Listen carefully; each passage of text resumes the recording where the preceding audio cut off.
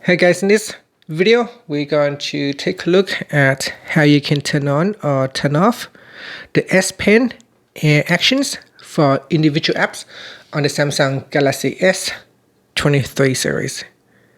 First, tap on the home button to go back to the home screen.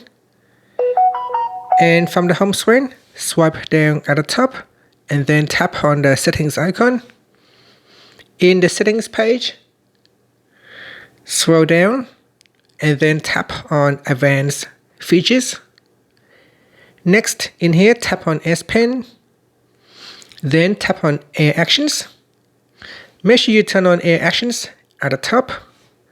Then we go down and here go to the App Actions section and select one of the apps that you would like to change the Air Actions.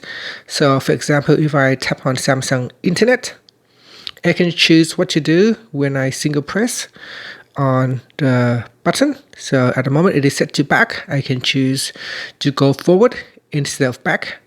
Or I can choose when I press on the button, it will scroll up or scroll down. Now I can choose what to do when I double press on the button. And at the moment it is set to go forward. Again, we can set it to refresh the page or go to the previous tab. Now each of the app will have different actions. So if you do not like to use the actions in here, you can simply switch it off. And basically Air Actions will not be available if you turn it off.